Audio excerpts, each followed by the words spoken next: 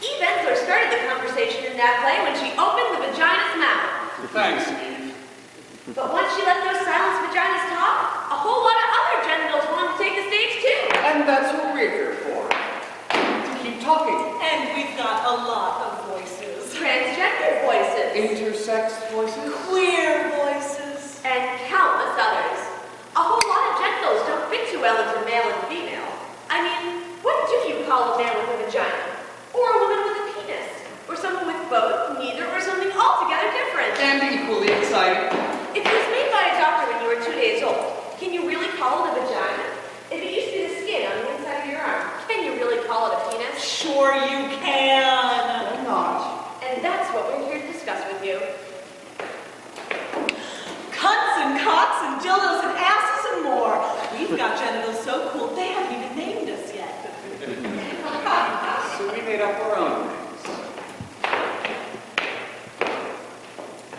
Boy.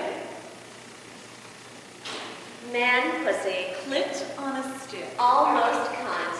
Jump. Boy jump. When? Bitch! The bitch! No. The werewolf's mom. The puss. Rubber hose. My wiener, complete with vulva scrotum and vagina to match. Bubba left ball, Bobby right ball, and expandable Sam. Magic wand. Magic dick. Tootsie roll. Big clit. Dicklet. Mini cock. Hot button. Temp cunt.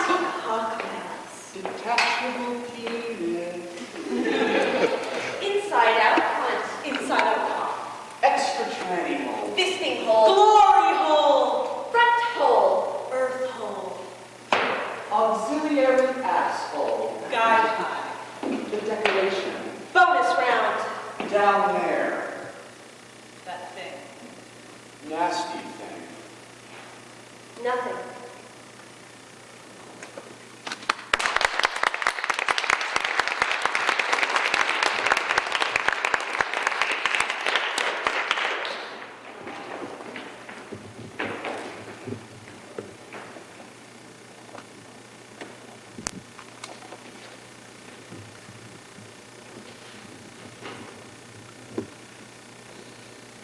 Please, come in.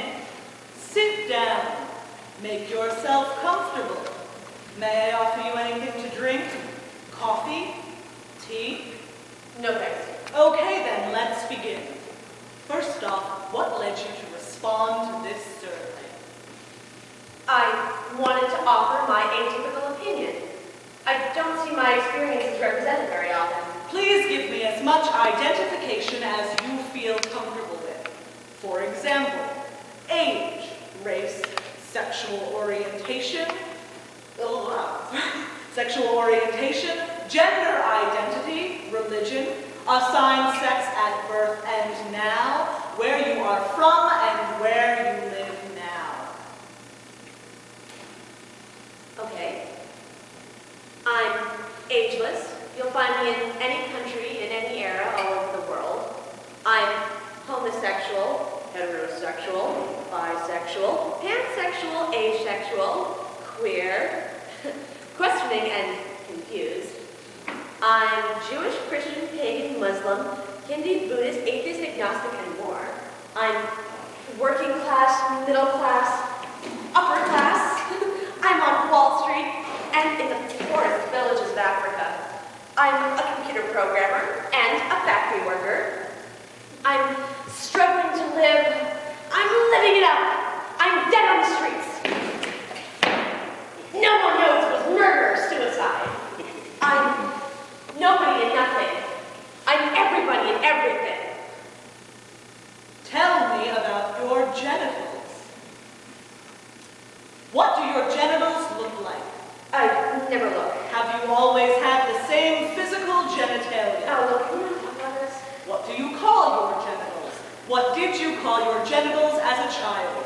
What do your lovers call your genitals? Nothing. Ever. How do your genitals feel? I don't want to talk about this. What do your genitals do? Nothing good. What do you or other people do with them? That is a really personal question, you know. Would you ever want to change your genitals? How? And would the change be permanent? Yes. No. Maybe. Has anything ever happened to your genitals that you didn't want? Tell me about sex. No way! How do you feel about your genitals during sexual activities? I don't think in those terms. I mean, my genitals are part of my body. I've always considered my body to be somewhat treacherous. Relate any sexual experience you feel illustrates your relationship to your genitals. My best sexual experiences transcend my body. Tell me about masturbation. Oh, you tell me! I heard you offer an information here today. Tell me anything else. I'm done here. I have nothing to say to you.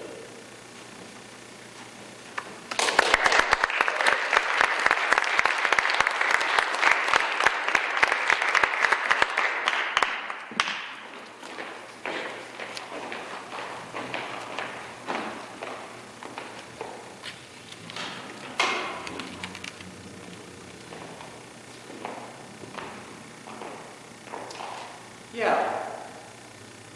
I've seen the vagina monologues, and it's my turn now. A trans woman's vagina monologue. This is for V-Day, and all the transgender who've been violently abused. This is for my own childhood that never was due to incest. If your vagina got dressed, what would it wear? A sun hat.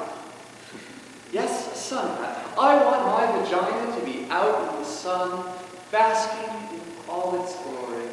If your vagina could talk, what would it say in 2 words? Thank you.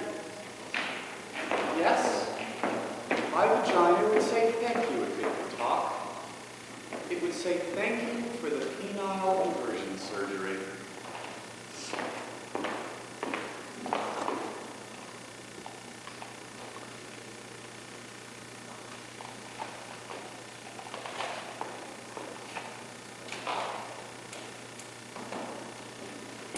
On February 25th, 2001, I was awakened in the hospital by the voice of, well, let's just call him Dr. Jones. It was my 51st birthday, and my first day with a vagina. Dr. Jones was checking out his work and informed me that all had gone well, and I was well packed to prevent it from closing up. Yes, I have a vagina. A puffy, sore vagina, but it's mine. My vagina. I was still bleeding and in a lot of pain, but still, I could die in peace now. My body, soul, brain, and spirit whole at last. A court order declaring I was female was in the works.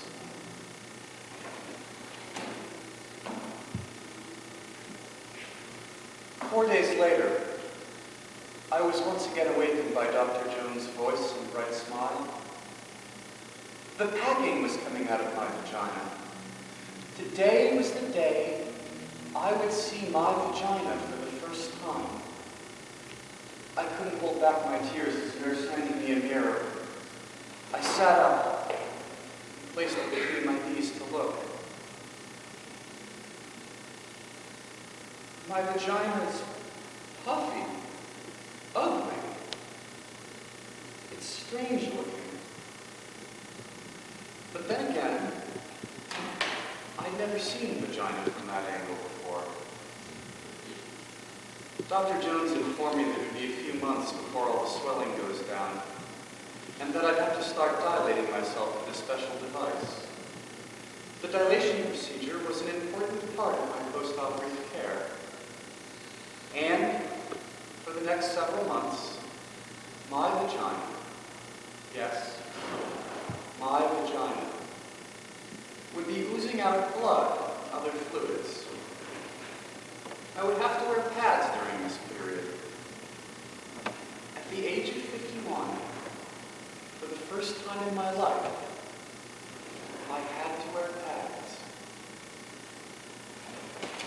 Now it's 6 months later. The swelling has gone down. The need to wear pads is gone. So once again, I use a mirror to look at my vagina.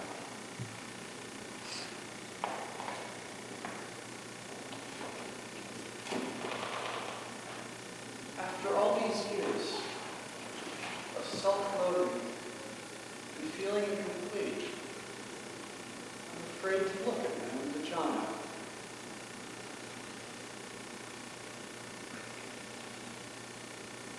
My lips look too big. Still, I pulled them open with the mirror set up so I can see my vagina.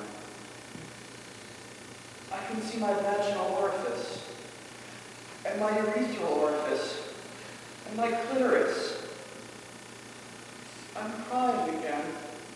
You see, I'm a whole, complete woman. I have a vagina. Dilating is no longer a medical chore. It's now joyful masturbation. Feeling that vibrator deep inside me, finding that spot where if I hit it just right, my whole body vibrates in delight.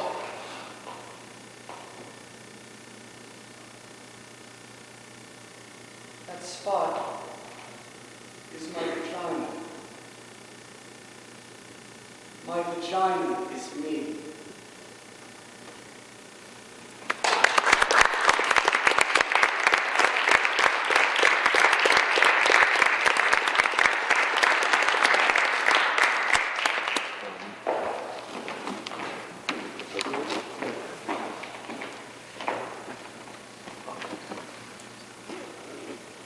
People tend to associate vaginas with the word she.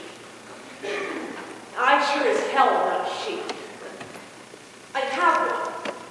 I mean, I know I have one. It just never really felt like mine, you know? It's like this little hairy ant, like a little fuzzy alien. And its current purpose is to torture me. It makes it hard for me to do stuff when it bleeds. It's really hard to think of yourself as a guy when you're bleeding from the pussy. It makes it difficult for me to pee standing up. I mean, I do try. I'm a natural. It's defined me as a female to society since birth. Like, on those forms, where they ask your sex, if they don't specify sex over gender, I always put male. My mom always makes me correct it. It'll say things like, if female, when is your last period? That pisses me off. I'm male, and I get periods. So what do? Do I answer the question, thereby saying I'm female? Or do I skip over it, seeing as I'm not female, and just deny them the information? I'm male in a female body. I was marked down as female, told I was female, forced to grow up female. I conformed to female to fit my parents' expectations. I was confused. I denied it. And then I realized I'm male. And the pieces of the puzzle all started to fit together, so to speak. But the world continues to see me as the gender that I'm not, because of what I have between my legs. I try to show them. You know, I wear stereotypical male clothing. I bind my chest. I mean, I'm 5'1", so I don't know if it's past that good. And I cut my hair short. I basically did everything I can without outing myself to my dad. I hack sometimes. On my good days, I can pass as a guy, or maybe a butch dyke. Most days, though, I get people looking at me and playing the boy or girl game, or asking my friends, is that a guy or a girl? On my bad days, I just don't pass it all. I turned 15 last month. Maybe that'll help things. My father, he kept growing right into college. Maybe I will too. Maybe then I'll have more good days. Before I really give it too much thought, my best friend told me a couple times that I acted like I was a guy in drag. My movements are mostly male now. Sometimes I'll even consciously watch and try to imitate what other genetic guys do. But then someone will call me ma'am, and I'll get really self-conscious. It's really hard to do anything when you're wondering if people are thinking about you.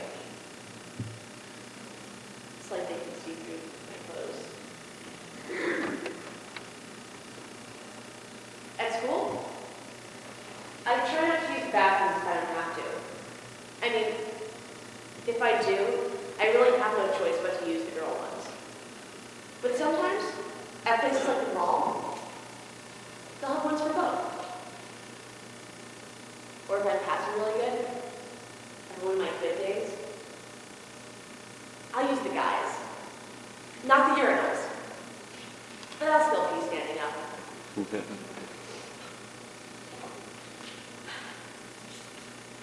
I had gym at the beginning of the school year. I used to change in one of the showers or in a bathroom stall, and then I'd wait in the row where no one had any walkers until everyone went out into the gym. Sucked. You know, I didn't have to think about my genitals when I was a kid. I never did. And I called it a penis when I didn't know any better. It shocked my parents just a bit.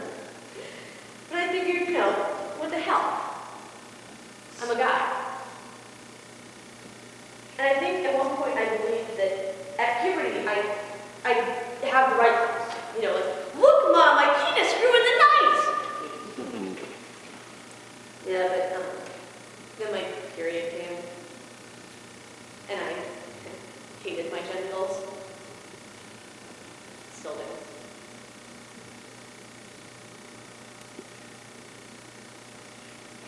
So, I had to find out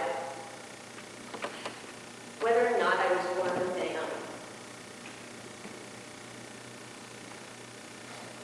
clit. When I found out that you need one for the sex reassignment surgery. So I had to find a way of asking my mother if I was born missing anything, and then her figuring out what I was talking about. How am I supposed to know what one looks like?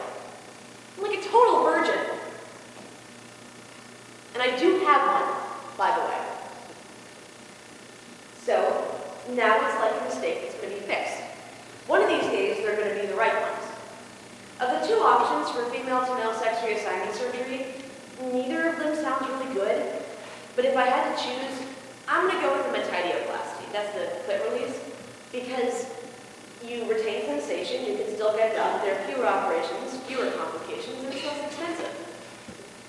I also heard that for guys on testosterone, it makes their clits look like little dicks.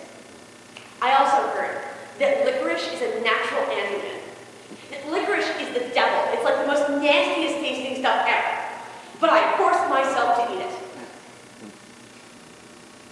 I don't really know what I expected to happen. I didn't magically grow that. Nothing happened. I haven't lost my virginity yet. It would be too weird using this. I mean, if I did, I'd have to, like, do something with a strap on or take it up the ass or give it orally. I mean, I can't even get used to the idea of having one, let alone let someone stick something up it. The only sexual activities I've ever done were in role-playing games, you know, written on paper, where I was always a guy when I did stuff with a dick. Because I'm paper. The ones I have don't matter. On paper, I can have anything.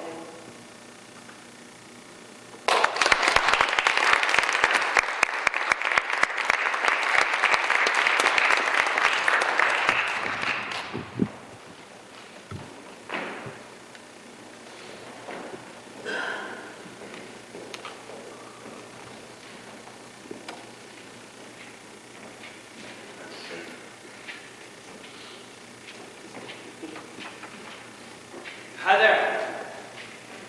Hi. Hello. My name is Graeme. I'm just an average bloke. I work in a call center. It's not the best job, but it pays the bills. I just got married a few months ago. I moved from Scotland to San Francisco. I haven't a clue about gender, to be honest. It's not something I really need to think about. When I was a wee kid, I thought I used to be a girl. And not in the past life sense either. I actually thought I'd been born a girl. And then my mom and dad had thought I'd be better off as a boy and put me through some baby gender change operation. I had some reasons for this, of course. My sister, 11 months older than me, had overheard my parents talking about what turned out to be my circumcision, but had only overheard that something happened, and it meant that someone did some kind of operation down there, as she put it. And my mom and dad had always told me how much they wanted a boy, so I put the two things together in my head and came up with the gender swap theory. I can't remember how long it lasted. Not that long, I don't think.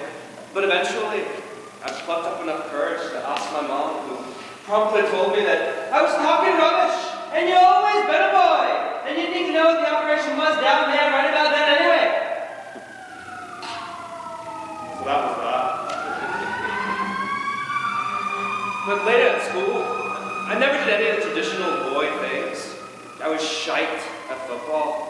I didn't like the pissing contest that my friends actually did get up to in the school toilets. Streams of piss flying and fighting each other like lightsabers at 10:30 in the morning. I couldn't tell anyone anything about cars or army comics or anything like that. And where I came from, that's all that 7-year-old boys were into. So I hung out with the girls instead, because I was used to them, because of my sisters. And eventually, I was called an honorary girl. A title that kept popping up throughout my life, especially when I could listen to a female friend bitching about relationship troubles. Years later than that, and I'm 14, and learning about sex through my dad's porn magazines, and trying to figure out what I'm into and what I'm not. So I try on my sister's clothes to see if it does anything for me. I put on stolen lipstick, and bad blusher, and tear tights with toenails that need to be cut, leg hairs poking through everywhere. And I sit down and look in the mirror.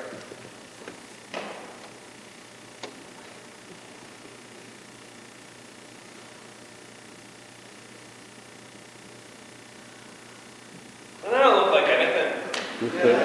Especially not anything arousing. My transvestite period lasts about 4 attempts across 2 weeks.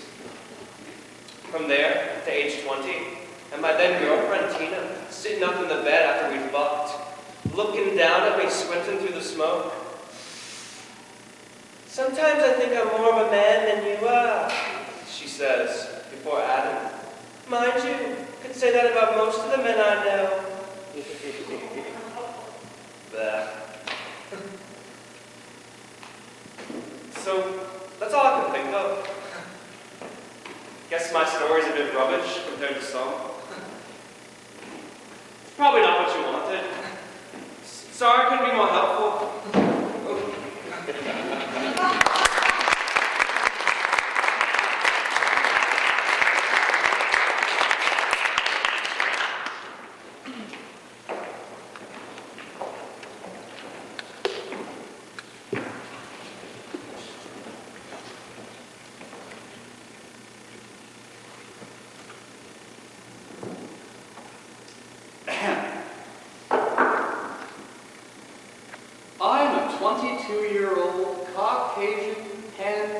homosexual, genderqueer dyke who used to be a straight and narrow guy, but now thankfully has evolved.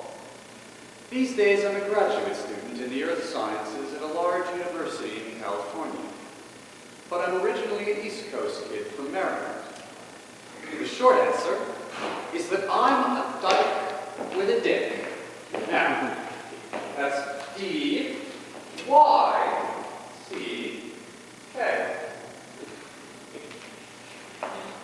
But it didn't always used to be this way.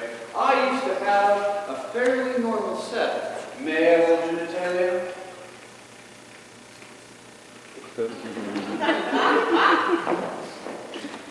I never used the words cock, dick, or balls, though, because they just sounded too macho, too sexually aggressive.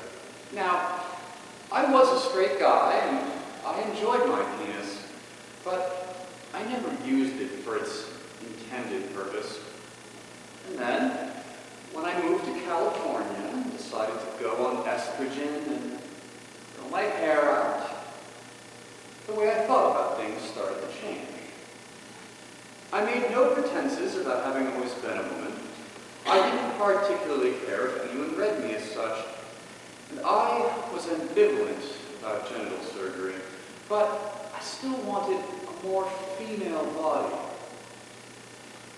It's not that I hated my penis, or felt that it was wrong on me, but I would have gladly exchanged it for a cunt, if only to do all the usual dyke things in bed with another woman. So, I asked my girlfriends to ignore it, or treat it as a large clit, and it's worked out pretty well. I never used it for penetration, though. That felt too male. Soon, I started hanging out with other dykes at school, and began to identify very strongly as a lesbian, becoming very involved in the culture and community. As much as I still wanted a cunt, I began to see my existing genitalia as kind of an asset in the dyke world. It's like having a permanent strap-on. So, after years, desperately wanting a cunt and leaning ever more towards genital surgery, I finally become comfortable with my dick. I mean, it's not that I was ever terribly uncomfortable with it, but I didn't particularly enjoy having it either. What changed? Well, since then, I've read a lot of erotica, read a lot of boundary-shattering queer essays, looked at a lot of dyke porn, and become ever more acquainted with the wonderfully rich spectrum of female masculinities that are flooding the dyke community these days. FTMs, tranny boys, faggot-identified dykes, butches of all flavors. And this is the beauty of growing up in this very queer and very revolutionary time. I've had so many images presented to me of dykes with cocks, dykes wanting their own real cocks, dykes craving other women's and men's cocks, dykes sucking cock, etc., that it doesn't seem so incongruous that I have one anymore. Like I said, I'm even coming to see it as a unique advantage. Hence the fact that within my own schema of subversive semantic queering, I had to change the spelling. So repeat after me. It's not D-I-C-K, it's D-Y-C-K. Good job. For exactly the same reason, that is woman. Not, whoa, man.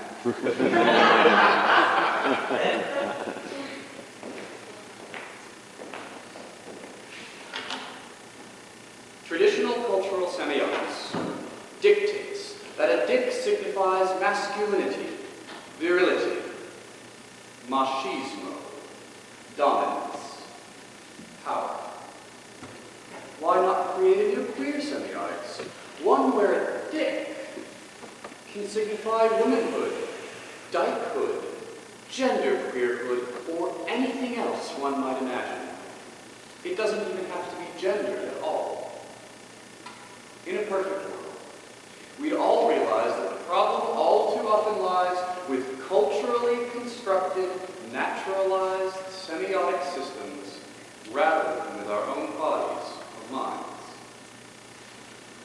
And yet, I acknowledge that even in a perfect world, there would still be those who want to change their bodies and minds in the absence of any cultural imperative to do so. Because each of us has our own tastes and preferences and identities.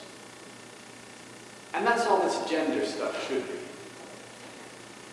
A preference. An affinity. And that will be on the final exam.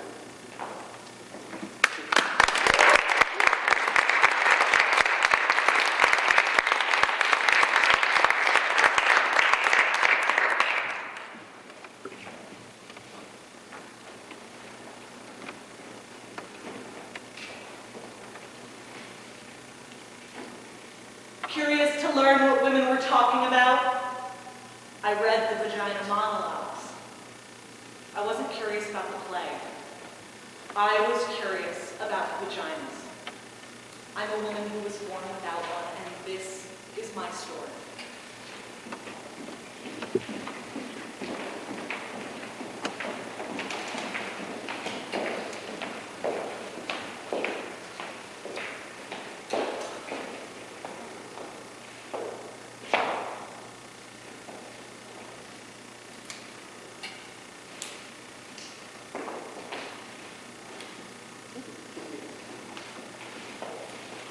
My life is about to change forever. I'm 13 years old and I've just been sent home from summer camp with abdominal pains. I just had surgery because the doctors thought that my hymen was closed and it was keeping the blood from getting out. But now they tell me that I have no vagina and maybe no uterus. They don't even know what to do with me. They're all men, so they label me with Sexual dysfunction. because I can't have intercourse without a vagina. They recommend vaginal reconstruction so that I can have a normal sex life with my husband when I get married. I'm 13 years old. What does all this mean to me? All I wanted to do was go water skiing, but they made the decision. I never had a chance to want a vagina. I simply had to have one. I went from selling Girl Scout cookies to correcting my sexual dysfunction in one afternoon. And all I could think was that I'll never have babies. I spent the next few years going to specialists, having tests to confirm my gender, being probed by curious doctors and interns, with multiple instruments in multiple holes at multiple times. Say all. There were no women doctors involved in any of my treatment. My chromosomes were counted and discussed in front of me. Gotta run that last test again, just to make sure. There weren't enough signs to determine my gender for these guys. They examined my breasts, my labia, my clitoris, my vaginal dimple with blind eyes. Like an android on an assembly line, I lost all concept that this body was mine. There was so much focus on the woman that I should be that I lost all knowledge of the girl that I was. And I wasn't yet capable of wondering, who had the biggest problem with my body? Was it me? Or was it the men who were treating me? Once I was officially determined female, my reconstruction was arranged. And then I could adopt children and life would be just fine. At age 15, I had my second and third surgeries. A slight dimple is present where the vagina should be. By means of a sharp and blunt dissection, a very adequate vagina will be developed. A skin graft will be obtained from the buttocks, attached to the mold, and inserted into the cavity. The vagina will be closed. All sponges will be accounted for. 2 weeks later, I had phase 2, my third surgery to have the mold and stitches removed. And then I was told about post-operative therapy to keep my vagina functional. A functional vagina is. A vagina that will be able to accept a normal-sized penis. I was given vaginal dilators for post-operative therapy, with brief instruction to use one and wear it every night.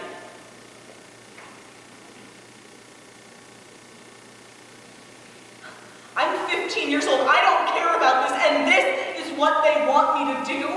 Just use it like a shoe stretcher.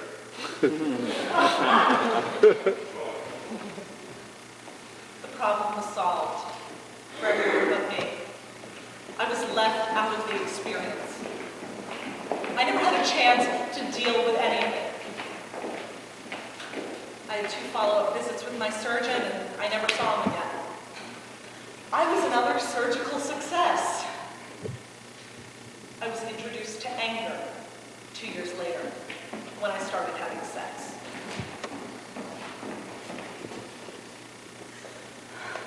That was when I realized that the penis would respond to just about anything.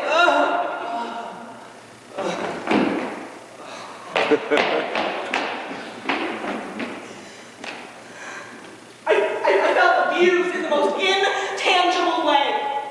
A victim of arrogance and assumption. I didn't know it then, but I became an instant survivor. Tidbits of emotion overwhelmed me in very big ways. I was learning that normal was merely a concept for people who couldn't cope with anything different. I alienated myself from my peers who would rightfully complain of menstrual cramps, and no, I don't have a tampon! I just wish I could have had choices. The chance to desire change on my own rather than fearing who I was supposed to be. And I was told that I would never meet another woman like myself. Why was my gender challenged in the first place and then confirmed like something I didn't already know?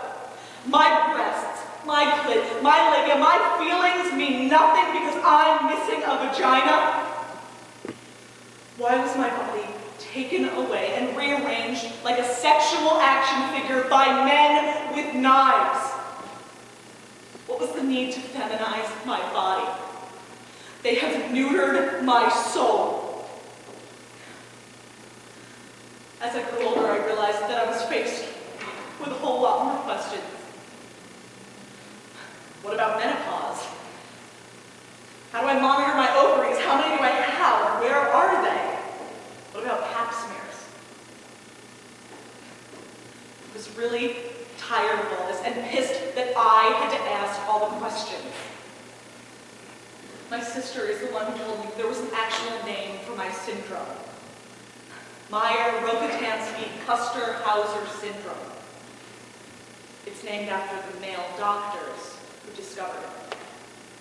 And that's when I learned that there were all these symptoms associated with my syndrome. And the connection to years of disability and hearing loss made me numb. Had I known that my condition made me more susceptible, I would have made different decisions. But everyone was too focused on the whole, or the lack thereof, to pay any attention to the person. The most important discovery that I made was that there are many variations of gender. This wasn't just about bodies anymore. It was about genocide of variation. A whole new perspective was growing out of very, very real emotions. I also learned that various body parts are used to create vaginas for normal sexual function. I read this one case where an actual patient's mother's vagina was used. My mother's used vagina. Regardless of the procedure you have to keep your vagina functional with normal sexual use. Now, who benefits most from that? Questions have haunted me for too many years because I couldn't find a voice. Meeting other women with my condition have given me that voice, and I will not sit back and be silent again. Some of their stories seem so traumatic that I was forced to recognize that their struggles were also mine. We exist in a conundrum because our knowledge is powerful, but it is hidden in embarrassment and shame. The approach to our bodies is severe, but it affects all women in subtler ways. Advances in medicine offer men Viagra, but women still get the knife. Scar tissue does not enhance sexual pleasure. I've read a lot about the medical challenge of treating women with vaginal agenesis, but I think that the challenge is much broader than that. We challenge the roles presented to women, and that makes people very nervous. We challenge the roles of normal for gender and sexual activity, and that makes people fanatic. We are literally molded to fit societal values, and we are asked questions of our most vulnerable selves during our most formative years. How can you follow your heart to the answer when the process has ripped it out? I come out about my surgery in very carefully selected ways. I've seen too many twisted faces telling me that they've never heard of such a thing. They show me pity. And then they tell their friends this great gossip, and strangers ask intrusive questions on the street corner. I had this one medical practitioner tell me that I was just too weird. And lesbians who were born with vaginas ask me, is this what made you a lesbian? I want people to understand that doing the right thing often does more harm than good. The standard of normal that we aim for, it's imaginary. People don't fail to meet the definitions of normal gender, but the confines of the definitions fail to meet the people. I feel abnormal because I have to be fixed, not for the truth about my body. I feel different because of my vaginal surgeries, not because of my vaginal dimple. Having to get a vagina was my true problem, not being born without one.